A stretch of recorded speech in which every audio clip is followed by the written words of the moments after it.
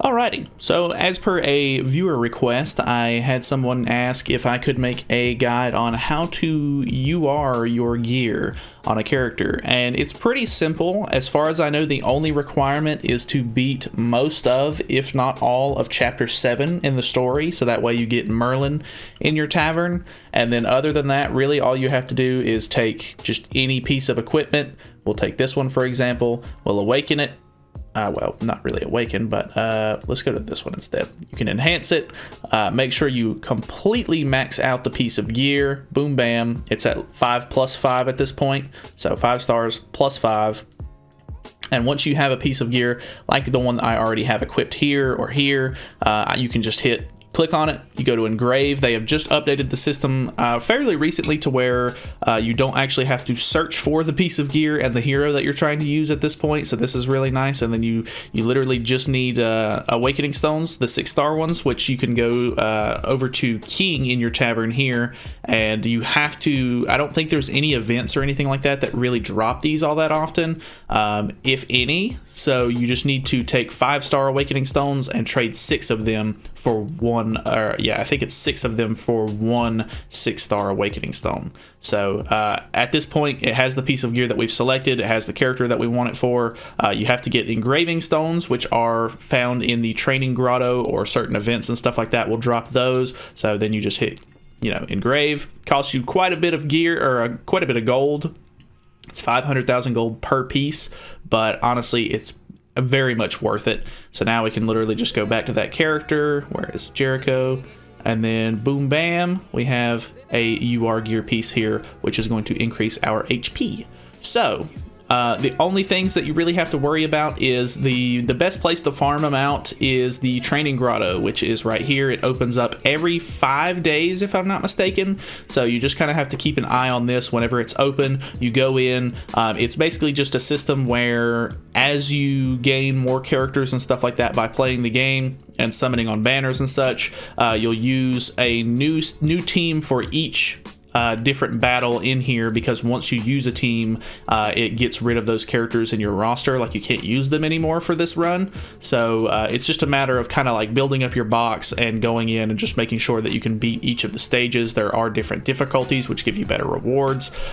So you want to try to do it on as high as difficulty as you can, so that way you get the best rewards possible. And then as far as the actual Engraving Stones themselves go, you just go over to King, go to Equipment, Awakening Stones, and then you can literally just enhance these as many times as you want. I'm already kind of low on them, so I'll just do a couple of them since I have a bunch in reserve, and then boom bam, you've got those ready to go.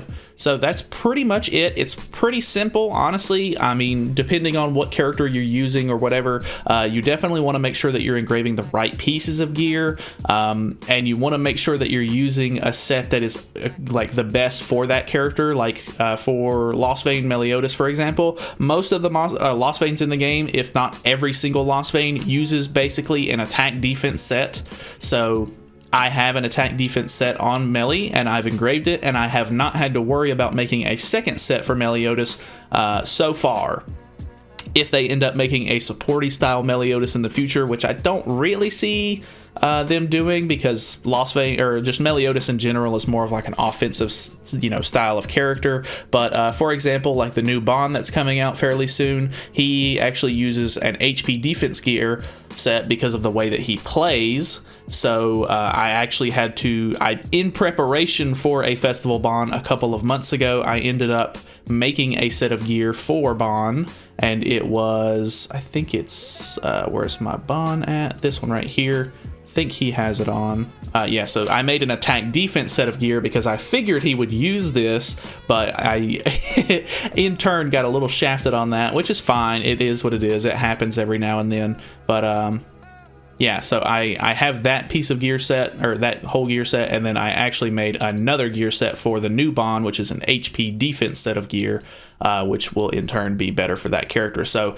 certain characters you may end up needing to make more than one set for, but it really just depends on how each individual unit plays. So Yeah, obviously some characters use different sets than others, but more often than not, if it's, you know, most characters are going to use one of two things. It's either going to be an HP defense set for a support hero or an attack defense set for an offensive hero. And I mean, there are outliers, obviously. There are certain characters that use certain sets, like this Festival Merlin, for example. She uses...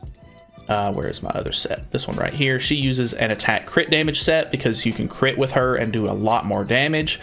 There are characters like Mark II Valenti, for example. So if I go to her, I actually don't have UR gear on her yet, but hers is an attack crit resistance set because of the way that her passive works. So definitely look into each individual character before you make a UR set, because it might not benefit them as much if you're not building the correct set. But other than that, that's really all you need to know. Just kind of do a little bit of research on the character and make sure you're, you know, making the correct set, because it is a lot of resources to kind of build an entire SSR set and build it all the way up to 5-star plus 5, and then it might not be the wrong piece, or you engrave it and you can't really get those engraving stones back or anything like that. So yeah, definitely make sure you're doing the right stuff with your gear, so that way it saves you some resources in the end. But that is basically it for me. Thank you guys so much for watching. Hopefully this helped, and hopefully you enjoyed the video. Other than that, I'll see you guys in the next video.